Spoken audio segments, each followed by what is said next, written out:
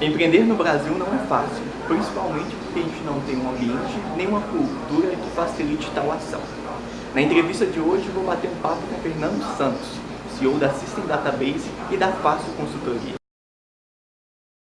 Bom dia, Fernando. Bom dia. Primeiramente, agradecer a sua disponibilidade de participar desse bate-papo aqui comigo hoje. E você trabalhou quase 18 anos na iniciativa privada, gerenciou projetos em praticamente todos os estados do país, assumiu um cargo de liderança em uma multinacional e em um momento da sua vida você resolveu abrir mão de toda essa estabilidade para empreender. O que te levou a tomar essa decisão e resolver empreender? O primeiro ponto foi a crise, né? Que com o final de 2015, com a crise, teve uma grande redução. E nessa redução, acho que aliou eu falo que talvez foi uma demissão feliz. Foi uma demissão feliz porque, além de tudo, já estava desgastado, porque as empresas hoje, querendo ou não, com essa competitividade, com essa questão toda, ela suga muito do profissional. E o que é mais difícil nesse período é conciliar a vida pessoal com a vida profissional. E já havia algum tempo que isso estava me desgastando, porque eu não tinha tempo para a família, a minha filha estava crescendo e acabou calhando no final de 2015. Foi muito engraçado que ir para o empreendedorismo não foi uma coisa tão assim, saí agora vou empreender. Não. A primeiro momento eu falei, poxa, eu vou voltar para uma iniciativa privada, que era o que eu sabia fazer, era o que eu estava acostumado. E aí foi calhando que 2016 foi um ano muito ruim para o país, né? E as propostas eram sempre, poxa, você tem um bom currículo, você tem um bom histórico, mas não consigo te pagar, ou não consigo fazer com que você seja conduzido aqui dentro da empresa. E em uma dessas entrevistas veio de relance o seguinte, poxa, eu não posso ser empregado, mas eu posso prestar serviço. E aí eu fiz a primeira entrevista, foi conduzida da mesma forma, e eu simplesmente falei, você não consegue me empregar, mas eu consigo te ajudar. Acho que um ajuda o outro, e eu vendi a primeira consultoria. E aí eu fui na próxima entrevista e vendi a segunda consultoria. Fui na terceira entrevista e vendi a terceira consultoria. E aí eu vi que o negócio estava ficando sério. E aí eu descobri que eu falei, poxa, já sei aonde que eu vou pegar os meus primeiros clientes. Então meus primeiros clientes foram através de entrevistas de emprego, que eu ia para fazer entrevista, mas eu não ia para fazer entrevista de emprego. Eu ia para vender. E aí eu descobri que, na verdade, não é só vender, mas qualquer profissional, mediante ele tá no empreendedorismo ou não, ele tem que se vender. E aí foi uma forma de eu descobrir que eu falei, opa, eu acho que é uma boa pegada. Aí, a partir da sétima entrevista, eu parei de fazer entrevista porque estava conduzindo. Só que eu não sabia que empreender parece ser simples, né? Mas ainda mais num cenário... Principalmente empreender no Brasil, né? Empreender no Brasil é muito complicado, é muito burocrático. Então, na hora que não é tão simples.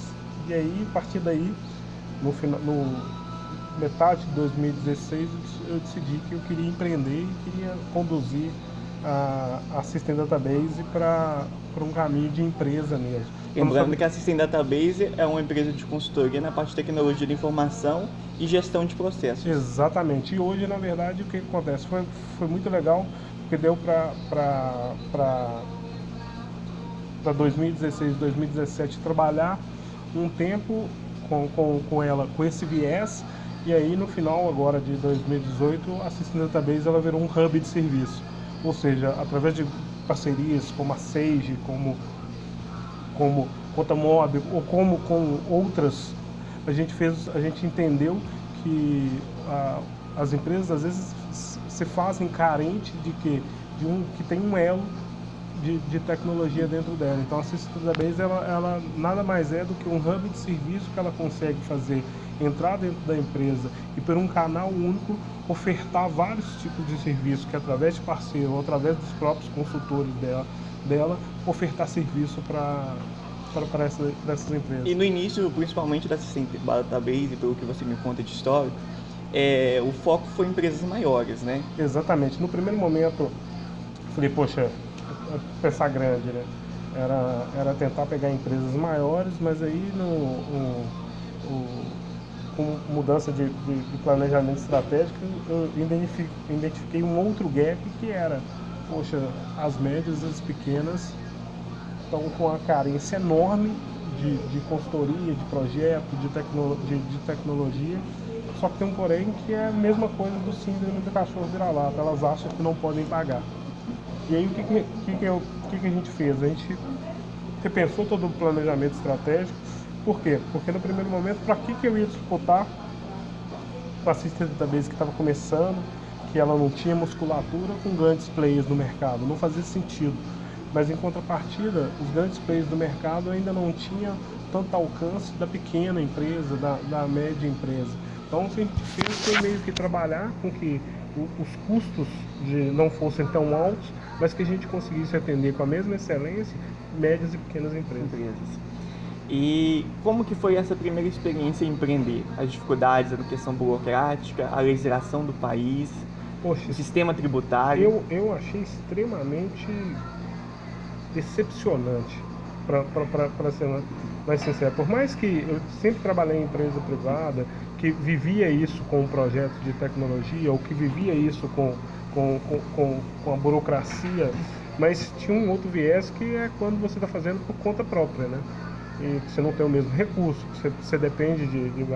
E eu achei que hoje é muito difícil se você comparar com outros países, comparar com...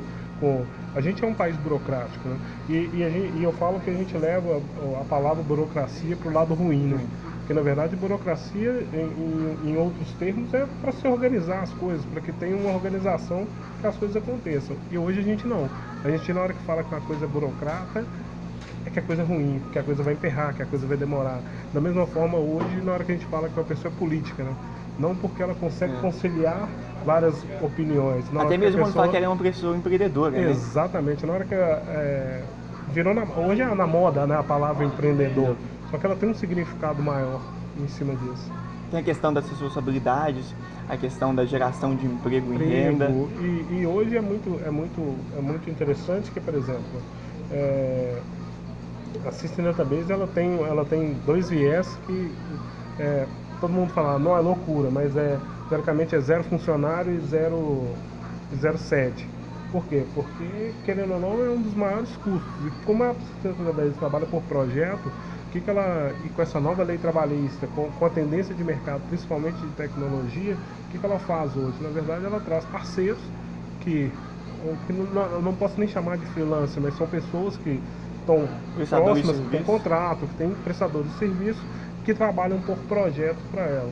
Então, na verdade, a gente dá uma rotatividade no mercado, que acaba o cara sempre tendo, então ele te ajuda a manter aquilo, mas hoje você manter um funcionário, você manter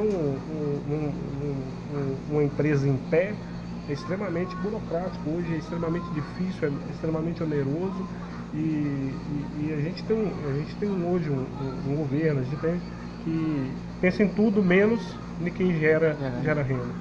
E principalmente quem está na base. E foi justamente a partir dessa análise que você fez da Assistente Database e da dificuldade de empreender que você iniciou o seu segundo projeto, que hoje é a sua segunda empresa, que é a Fácil. Exatamente. A Fácil, ela saiu da necessidade que eu brinco que os pequenos também podem. Os pequenos também podem empreender. E a Fácil ela surgiu quando eu vi a necessidade de descer mais a régua. Porque a Assistente Database atendia pequena empresa, mas ela não tem porte para baixar um preço, para fazer uma coisa. E a Fácil, que é o jeito simples de empreender, né, é mostrar, principalmente para quem está à margem de tecnologia, que ele também pode ter uma marca, pode ter um site, pode ter um marketing digital, pode ter um mínimo de organização empresarial. E aí você vai me falar assim, poxa, mas isso todo mundo tem, não? Então, com essa crise, com essa questão, grandes Tem muitas pessoas que não são nem legalizadas, né, nesse Exato. processo. Você pega aí, a maioria não é legalizada. É o que a gente chama lá, o foco da Fácil é atender MEI, mas MEI no sentido da palavra, porque muito de clientes que a gente atende, a gente até auxilia que eles se legalizem tudo para que tenha segurança, para que tenha que conduza. Mas são pessoas que são extremamente, às vezes, leigas, têm extremamente dificuldade de entender o funcionamento do sistema como um todo. E a gente vê que, por mais que tem o Sebrae, mas ainda é difícil chegar nessas pessoas. E aí o grande dificultador, mas é que o grande desafio que a Fácil atingiu é que a gente quer chegar nessa ponta. E nessa ponta é ir lá na ponta mesmo, entender a dor do cara. E aí, 2018, a gente tem um trabalho muito forte que é, além de fazer crescer a Fácil, é fazer um estudo para que a gente entenda o comportamento desse perfil. Porque justamente esse perfil tem mudado, a economia tem mudado e o cenário, principalmente a gente vê em regiões periféricas, o comércio até mesmo muitas das vezes mais aquecido que a região central, movimenta milhões todos os anos, o comércio na periferia, as feiras, né, igual tem muitas feiras, a gente vê aqui em Belo Horizonte, na região metropolitana, o comércio informal de rua também é um que movimenta muito dinheiro, os próprios motoristas de Uber e aplicativos no geral também são um público que querem empreender, estão aí empreendendo e muitas das vezes encontram essa dificuldade de divulgação, de marketing, de legalização do seu negócio, criação de um site. Exatamente, e tem um detalhe que é muito forte, que eu sempre falo, que são três vertentes. A primeira a que a Fácil ela tem que ser baixo custo. Mas na hora que a gente fala em baixo custo, não é que vai ser baixo custo e baixa qualidade. Não, é porque, por exemplo, na hora que eu falo que R$50 para um microempreendedor que está lá na ponta, a nível de exponenciação, é 50 milhões para uma Vale. Só que o cara gastar R$50 é muito para ele. Só que o que acontece? Ele também tem que ter valor no serviço agregado. Eu como eu brinco, a gente não vai prostituir o serviço. O que a gente vai fazer é que seja o justo, ou seja, que ele consiga pelo menos ter noção. E aí você vai falar assim, poxa, você vai criar um e-commerce? Não é criar um e-commerce. Não é criar um Facebook que a menina da ponta ali que vende uma roupa normal não vai competir com a fora, não é isso. Na verdade, a primeira coisa que a gente quer fazer é que essa pessoa seja vista. Ou seja, ela tem um cartão de visita digital. Porque por mais que a gente pense que não, tem muitas pessoas que ainda não têm acesso a um WhatsApp, a um Facebook, a um Instagram, e tem um comércio dele que poderia estar sendo exposto, né? Exatamente. E aí o que a gente quer fazer é que essa pessoa tenha um cartão de visita, ou seja, por que ela não tem um logotipo? Mas criar uma marca, não. O que a gente tem que entender é que você não está criando uma marca para uma Vale, você está criando uma marca para uma cafeteria, para uma lanchonete, que ela precisa ter um mínimo de... E por que essa pessoa não pode ter? Mostrar que o negócio dela faz diferença. E o que a gente está atacando muito agora, que a gente acabou de entregar um projeto ali na feira Mix aqui, é ensinar, por exemplo, a pessoa por que a sacoleira não pode comprar com estratégia. Por que ela não pode? Então, o que a gente acabou de implantar? Um mínimo de gestão para ela, que é mínimo mesmo, porque, por exemplo, não adianta a gente entrar com um sistema que seja complexo, que ele não vai usar. E um dos pontos que a Fácil sempre pega é que a gente tem que que a gente tenta fazer é dar perenidade para o negócio, que a pessoa, que a gente fala que gestão é rotina. Então, e o óbvio tem que ser dito para essa pessoa. E aí o que a gente faz? A gente tenta acompanhar ela dando perenidade no negócio. Então hoje, na hora que ela vai, ela é uma sacoleira, na hora que ela vai para São Paulo fazer a compra dela, ela vai com estratégia. Por quê? Porque ela sabe que a calça preta da cor P vende mais que qualquer outra. Então ela sabe na hora que ela vai julgar o preço. Cria um histórico, né? Exatamente, ela tem uma noção que ela recebe um relatório mensal e essa semana a gente acabou de fazer o quê? A gente descobriu que a loja dela é pequena demais, é 2x2, não dá para ela levar um notebook para ela ficar cadastrando. Poxa, a gente acabou de entregar para ela um appzinho no telefone, que ela vai fazer todo o cadastro via telefone. Aí você fala, poxa, ela precisa disso? Precisa, gente. Todo mundo precisa de gestão. É por isso que a gente acha que não precisa, e todo mundo precisa de gestão. Todo mundo tem dados. Todo mundo tem informação. O que a gente quer fazer é o quê? É meio que capilarizar, no sentido de dar escabilidade, dar volume para essas coisas. Então a Fácil, o grande fator dela não é ganhar em um cliente, é ganhar em volume, é ganhar em escala e fazer com cada vez mais, porque essa menina, essa cliente que está comprando com estratégia, que ela tá, gente, a gente está deixando ela organizando, que ela tem orçamento para 2018, ela sabe o mínimo de planejamento que ela vai fazer. A gente está deixando às vezes de -1 que vai quebrar. E infelizmente a gente não tem uma educação de empreendedorismo nem de educação financeira no nosso país. Exatamente. E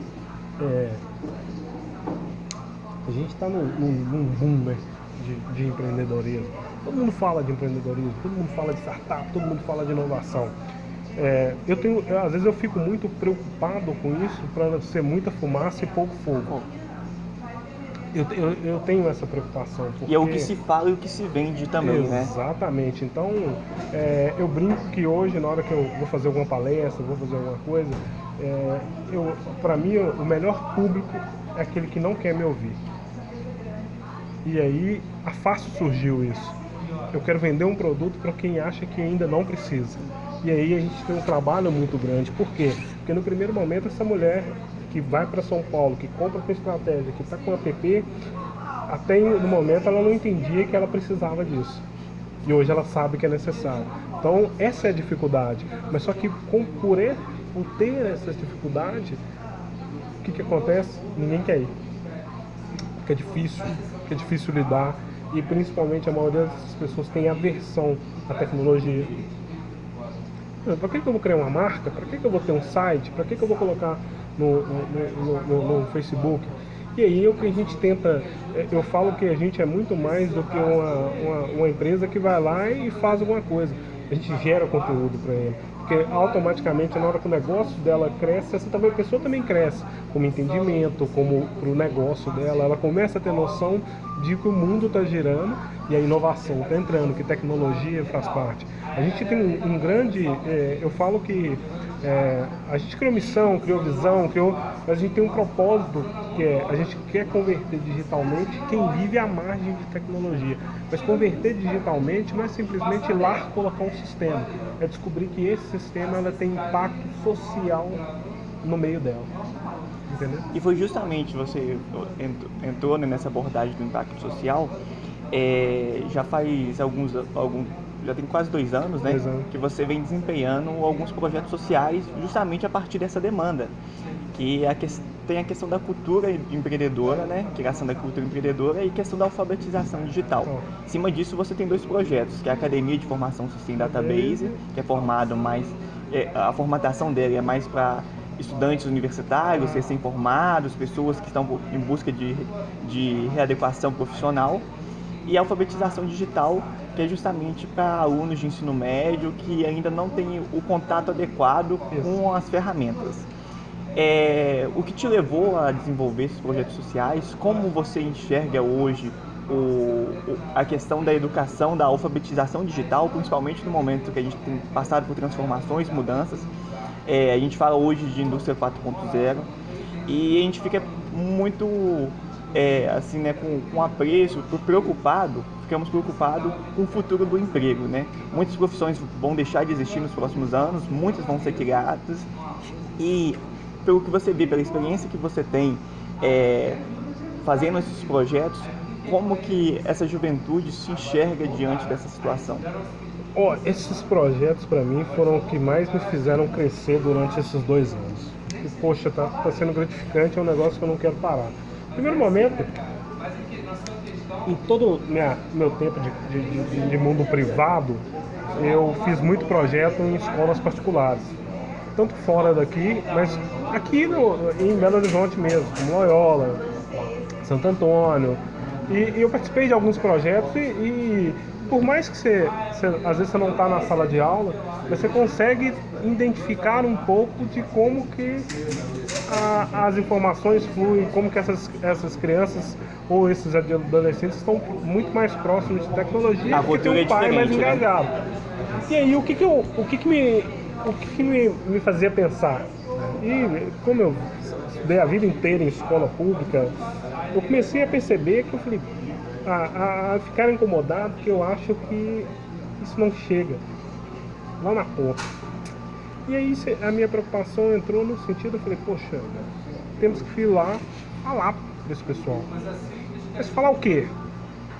Ah, vamos fazer um curso técnico no primeiro momento.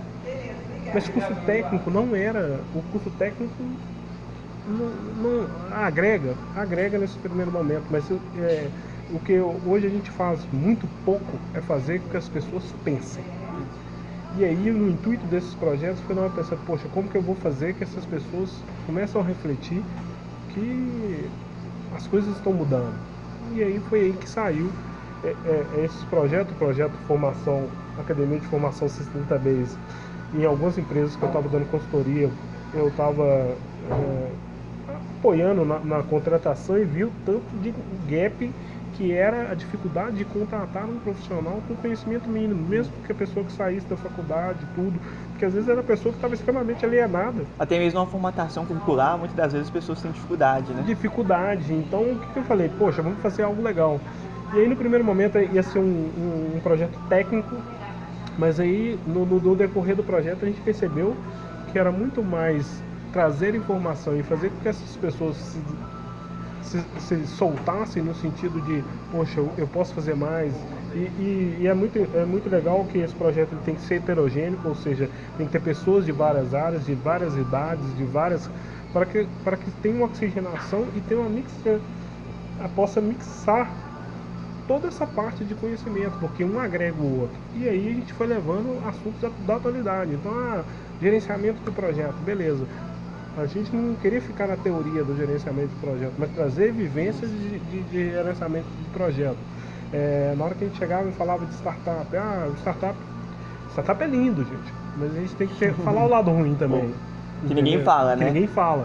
Então, e aí eu falei, eu gosto de falar do lado ruim, não por questão de pessimismo, mas a questão das pessoas saberem analisar os prós e os contras na hora de tomar uma decisão. E aí, terminando esse projeto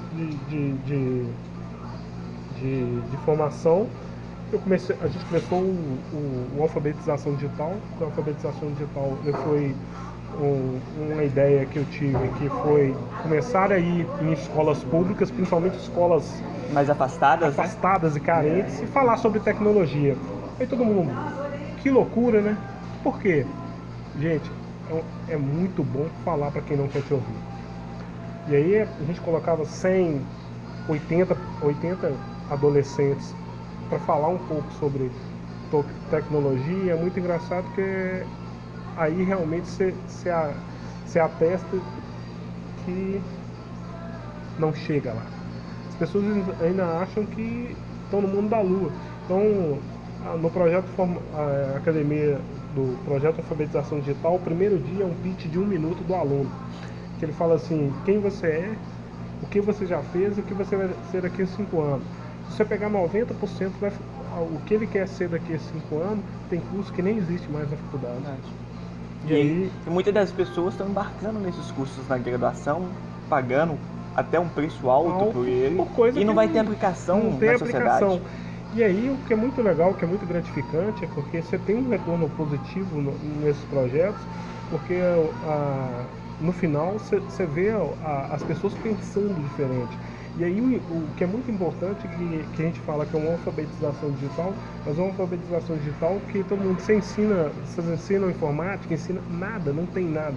É fazer que as pessoas pensem no sentido que qual o impacto social na minha volta, próximo a mim, que a tecnologia vai me fazer. É muito engraçado que um desses cursos, o primeiro dia o aluno chegou para mim e falou assim, a tecnologia não me impacta. E aí eu falei, poxa, bacana.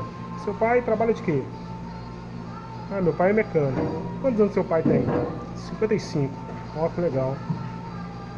Há uns 2 anos atrás, 3 anos atrás, quantos carros seu pai consertava?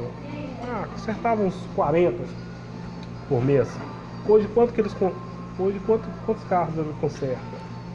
5, 3 carros. Estão passando dificuldade?